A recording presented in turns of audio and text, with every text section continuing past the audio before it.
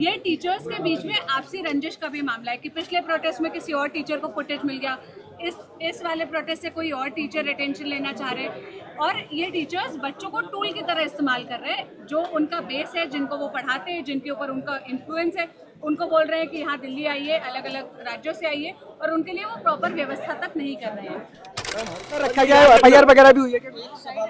FIR हुआ है। हाँ, जो बच्चे आ रहे हैं उनके लिए सर कोई एसएमएस की भाई वो आ रहे रास्ते में भी है कुछ बच्चे? जो भी बच्चे रास्ते में आ रहे हैं यहाँ पर वो सुरक्षित आएँ, रामलीला के पास में ही रहें, ठीक है, और ज़्यादा इससे दूर ना जाएं, बस वहाँ जाकर के भी धरना दें। सुबह तक आपको हमारे टेलीग्राम से पूरा मैसेज मिल जाएगा, क्या करना है आपको सुबह तक मिल जाएगा। क्या वजह बताइए आपको डिटेन करने की? क्या कहा, क्यों डिटेन हुआ, क्या हुआ था? आज शाम के 5 बजे के बाद, 7 बजे के बाद ऐसा क्या हुआ कि जो प्रोटेस्ट चल रहा था, हजारों बच्चे जुटे थे, वो रामलीला मैदान रात होते तक पूरा खाली हो गया? रामलीला खाली हुआ नहीं, खाली किया गया, लात जूतों से मार करके किया गया। पुलिस के भेष में सिविल वाले पहन करके आए थे, सिविल वर्दी पहन करके, जो पुलिस होते हैं, पैंट उनकी वही थी जो पुलिस की होती है, जो शर्ट उन्होंने यहाँ पर वाइट पहन रखे थे, और आकर के लड़कियों को, लड़कों को मारना शुरू कर दिया ताकि वो ये दिखा दे कि इनके आपस का दंगा फंसा है, और बाद में ये बोल दे नहीं तो आपस में भिड़ गए। मैं कहता हूँ अगर मानो 2 लोग आपस में भिड़ते हैं तो एक ही ग्रुप क्यों अरेस्ट हो रहा है, दूसरा क्यों नहीं हुआ? वो लोग कहाँ हैं जो हमारे साथ में हुए? तो ये पूरी तरीके से इसको खत्म करने की प्लानिंग थी, जहाँ पर मेरा पूरा शर्ट भी फट गया, सब लोगों को चोटें भी आई, लड़कियों को भी काफी ज्यादा चोट आया। ये तरीका था कि बस इसको खत्म करो, पर सरकार भी इस बात को जानती है कि जिस दिन भारत में किसी भी जगह पर इतना बड़ी संख्या में युवा अगर इकट्ठा हो गया तो सिस्टम हिल जाएगा तो हिल जाएगा। लेकिन सवाल ये पूछा जा रहा है कि जब आपको प्रोटेस्ट करने की परमिशन शाम के 5 बजे तक की थी, आप प्रोटेस्ट ऑर्गेनाइज करवा रहे थे, तो आपने ये क्यों मेक श्योर नहीं किया कि 5 बजे के बाद वहाँ पर कोई जुटान न हो, जो स्टूडेंट्स जिनको आपने अपील की कि वो यहाँ तक आए उनके लिए कोई व्यवस्था हो? आप ये बात एक तरफा कैसे कह सकते हैं कि हम प्रोटेस्ट कर रहे थे और सरकार हमारा प्रोटेस्ट खत्म करवा? जैसे अगर मान लीजिए 5 बजे तक आपका परमिशन है, 3 बजे से ही ये सारी बातें अंदर से आनी शुरू हो गई थी कि दिल्ली पुलिस ने जो सोचा था बच्चों का, वो सिर्फ ये सोचा था कि दिल्ली के ही बच्चे होंगे, उनको ये नहीं पता था कि बाहर के राज्य के बच्चे होंगे। तो बाहर के राज्य के बच्चे भी काफ़ी भारी संख्या में आते हैं। होम मिनिस्ट्री में लगभग 3-4 बजे से ही फ़ोन आना शुरू हो जाता है इनके पास में कि किसी भी तरीके से कल के कर इनका ख़त्म करो। 5 बजे के बाद ये निकल जाएंगे, 5 बजे बाद ये अपने घर चले जाएंगे, रात में सब घर पे सो रहे होंगे कि सुबह उठ के आना है, और सुबह ऐसा कर देंगे कि बैरकिंग टाइट कर देंगे, एंट्री नहीं देंगे। और ये काम ये 3 बजे से करना शुरू कर देते हैं। जो लोग पानी पीने के लिए बाहर निकलते हैं तो बैरक लगा देते हैं, वो अंदर नहीं आ सकते, और ऐसा ये होना शुरू हो जाता है। तो वो बहुत स्ट्रॉन्ग माइंड से जाता है बच्चों में। ये क्या हो जाता है कि अगर हम लोग उठ गए तो कल तो कर नहीं पाएंगे, तो इसलिए उठना ही नहीं। मानता हूँ कि ये गलत है, 5 बजे के परमिशन के बाद में 5 बजे के बाद बैठना ये गलत है, लेकिन आप अगर प्रोटेस्ट करते हैं, धरना देते, तो आप हर चीज़ सही नाप करके नहीं कर सकते।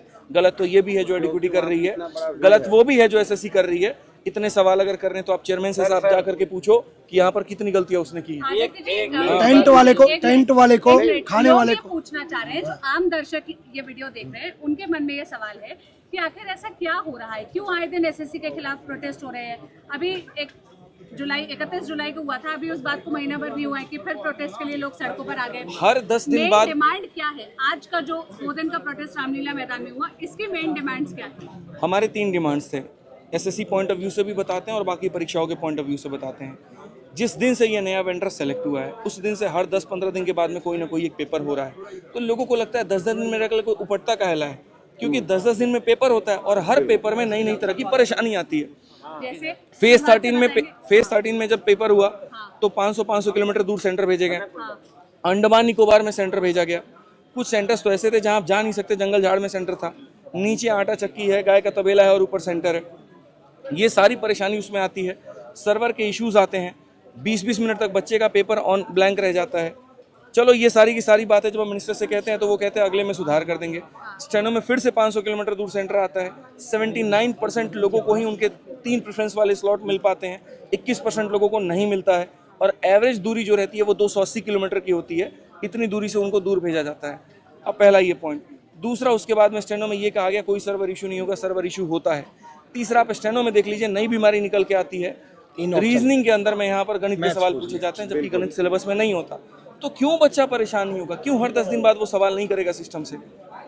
ऑप्शंस ऐसे हैं बेहुदे वाले जिससे तीन आप ऑप्शन कर भी नहीं 4 सकते। ऑप्शन का पेपर होता है, 3 ऑप्शन देते हैं। 13 की परीक्षा से स्टूडेंट्स परेशान बिल्कुल थे। परेशान थे। उसमें भी एडुकेटेड टेंडर बिल्कुल। के पास टेंडर था, उसके बाद आप कह आ रहे रहे हैं हैं। तो अब आप लोग प्रोटेस्ट कर रहे हैं कि जो सीजीएल का एग्जाम होने वाला है उसमें ऐसी गड़बड़ी ना हो, तो इसीलिए पहला मांग हमारा ये था कि एडिक्विटी हटाओ। दूसरा हमारा ये मांग था कि जैसे रेलवे की परीक्षा होती है, बाकी यूपीएसआई और बाकी स्टेट एग्जाम्स की परीक्षा होती है, उनमें क्या होता है कि खाली ये बता दिया जाएगा कि फॉर्म का फीस इतना है और इतना पद है, पेपर कब होगा इसके बारे में कोई जानकारी नहीं होती है। सोचिए अगर भारत में चुनाव इस अवस्था पर होने लगे कि यहाँ पर 5 साल के बाद में जो चुनाव होता है, रिजल्ट घोषित होता है, सारी चीज़ें उसको निश्चित कर दिया जाए तो क्या व्यवस्था बनी रहेगी। तो बच्चे के साथ में ऐसा क्यों करते हैं आप? 2014 का पेपर जा करके आप 2022 में बिहार एसएससी का पेपर लेते हैं। यही हाल झारखंड का है, यही हाल रेलवे का है, यही हाल यहाँ पर बाकी सभी परीक्षाओं का है। तो बस एक ऐसा कैलेंडर हो जिसमें डेट फिक्स हो, जिसमें हो कि प्री हम इतने टाइम में कराएंगे, आप एक की जगह 1.5 साल ले लो, फर्क नहीं पड़ता है, लेकिन सही समय तरीके से आप कराइए जो बच्चा हक रखता है। बिल्कुल। हाँ। एक आखिरी सवाल, आरोप ये लग रहे हैं कि जो अलग अलग प्रोटेस्ट ऑर्गेनाइज किए जा रहे हैं, चाहे वो 31 जुलाई को हो या 24 अगस्त को हो रहा हो, ये टीचर्स के बीच में आपसी रंजिश का भी मामला है कि पिछले प्रोटेस्ट में किसी और टीचर को फुटेज मिल गया, इस वाले प्रोटेस्ट से कोई और टीचर अटेंशन लेना चाह रहे हैं, और ये टीचर्स बच्चों को टूल की तरह इस्तेमाल कर रहे हैं। जो उनका बेस है, जिनको वो पढ़ाते हैं, जिनके ऊपर उनका इन्फ्लुएंस है, उनको बोल रहे हैं कि यहाँ दिल्ली आइए, अलग अलग राज्यों से आइए, और उनके लिए वो प्रॉपर व्यवस्था तक नहीं कर रहे हैं। मैम, हर किसी की सोचने की मानसिकता अलग होती है। अगर कोई बदलाव के नज़रिए से देखता है तो वो ये बारे में सोचता नहीं है, और कोई अगर टीआरपी के नज़रिए से देखता है तो इसके अलावा कुछ और वो सोच भी नहीं सकता। अब बाकी लोग क्या सोचते हैं इसके बारे में मैं नहीं कह सकता हूँ। मेरी इंडिविजुअल राय इतनी है, और मेरा शुरू से बस इतना रहा है कि अगर कहीं पर बच्चों के साथ में गलत हो रहा है तो हम शुरू से वहाँ पर लड़े हैं। ये हमारे लिए पहला नहीं था। आप थोड़ा सा इतिहास अगर पीछे का जानेंगे तो हम यूपी कांस्टेबल में भी हम लोगों ने, सभी लोगों ने, मैं, विवेक सर, नवीन सर थे, सब लोगों ने वहाँ भी आवाज़ उठाई, वहाँ भी हमने हुंकार भरा, और योगी जी की सरकार में भरा। तो क्या वो भी एक टीआरपी का माध्यम था? 2 दिन के अंदर कैंसिल। और ठीक है, एक दूसरा तरीका ये भी है कि ऐसा कर दिया जाए, ऐसा माहौल बना दिया जाए कि उसके बाद में बच्चा प्रोटेस्ट को खत्म ही मान ले। उसके बाद में मैं आपको बताता हूँ, सीधा सीधा जवाब मैं आपको देता हूँ। कुछ लोगों की ये मानसिकता बन गई है कि लांछन लगा करके किसी भी तरीके से ये साबित कर देना कि बच्चों प्रोटेस्ट में मत आना, एफआईआर हो जाएगा, प्रोटेस्ट में मत आना, ये टीचर तुम्हें पिटवा देंगे। आनंद पर्वत में बस जो बच्चे थे उनको छोड़ दिया गया। और किसने छोड़ा बताइए? अभी सारे शिक्षकों ने जा करके छोड़ा, और माहौल ये बना दिया। हमने फोन किया डीसीपी को। एक चीज मैं एक चीज बोलना चाहूंगा। मैं बिहार से आया हूँ, हम लोग बिहार से आए हैं, और मेरा एक ही बात है कि सब लोग परमिशन पे बड़ा बोल रहे हैं। कुछ बच्चे भी बोल रहे हैं। एक मिनट, जैसे कुछ बच्चों के डिमांड्स भी होंगे, कुछ टीचर भी कह रहे हैं कि परमिशन नहीं था। मैम, खाली हमको ये बता दो, इस एसएससी और रेलवे को किसने परमिशन दिया बच्चों के साथ गलत करने का? और अगर परमिशन लेके रोड पे आंदोलन होगा ना, तो आज देश आजाद नहीं होता। अंग्रेज कभी परमिशन नहीं देते। सत्ता के खिलाफ अगर आवाज उठानी है ना, तो उसके लिए परमिशन की जरूरत नहीं है, उसके लिए जोर से चिल्लाने की जरूरत है।